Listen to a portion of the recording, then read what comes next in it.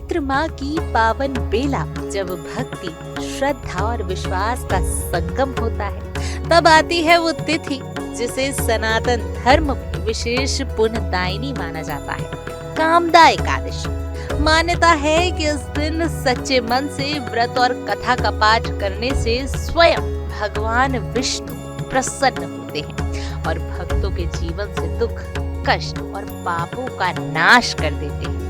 साल 2026 में ये पावन एकादशी 29 मार्च को पड़ रही है और इसी के साथ भक्तों में उत्साह और आस्था का वातावरण भी चरम पर है। धार्मिक परंपराओं के अनुसार कामदा एकादशी केवल एक व्रत नहीं बल्कि मनोकामनाओं की पूर्ति का दिव्य मार्ग माना जाता है। कहा जाता है कि इस दिन विधि विधान से पूजा करने, उपवास रखने और कथा सुनाने से जीवन में सकारात्मक परिवर्तन आते हैं। विशेष रूप से भगवान विष्णु की उपासना करने से व्यक्ति को शुभ फलों की प्राप्ति होती है और पिछले कर्मों के दोष भी धीरे धीरे समाप्त होते हैं। इस व्रत की महिमा का वर्णन एक प्राचीन कथा से मिलता है जिसे महर्षि वशिष्ठ ने राजा दिलीप को सुनाया था। कथा के अनुसार भोगीपुर नामक नगर में राजा पुंडरीक का शासन था।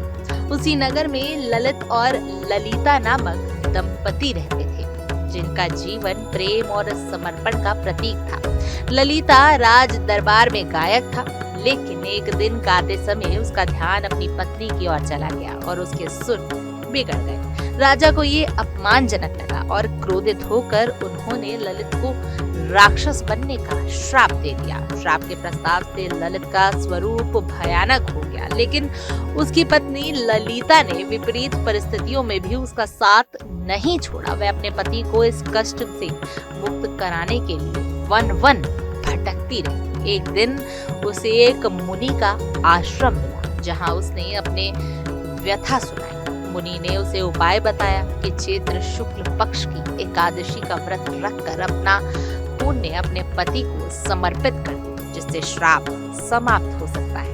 ललिता ने पूरे श्रद्धा भाव से कामदा एकादशी का व्रत किया और भगवान विष्णु की आराधना की। द्वादशी के दिन व्रत का पालन करने के बाद उसने अपने व्रत का संपूर्ण पुण्य अपने पति को समर्पित कर दिया। व्रत के प्रस्ताव से ललित का राक्षसी रूप समाप्त होने लगा और वह धीरे धीरे अपने वास्तविक रूप में लौट आया। इस चमत्कार के बाद दोनों ने जीवन भर एकादशी व्रत करने का संकल्प लिया और सुख शांति से जीवन बिताने लगे। मान्यता है कि कामदा एकादशी का व्रत न केवल पापों का नाश करता है बल्कि जीवन की बाधाओं को भी दूर करता है। ये व्रत व्यक्ति को भक्ति, संयम और सकारात्मक ऊर्जा से जोड़ता है। ऐसे में 29 मार्च को पड़ने वाली इस एकादशी पर श्रद्धालु व्रत, पूजा और कथा के माध्यम से अपने जीवन में सुख, समृद्धि और शांति का आशीर्वाद प्राप्त कर सकते हैं। देखिए इंडिया डेली 24/7 अब आपकी स्मार्ट टीवी पर। इंडिया डेली मौजूद है सभी डिजिटल प्लेटफॉर्म पर लाइव और लगातार। इंडिया डेली 24/7 हर दिन राष्ट्र को समर्पित।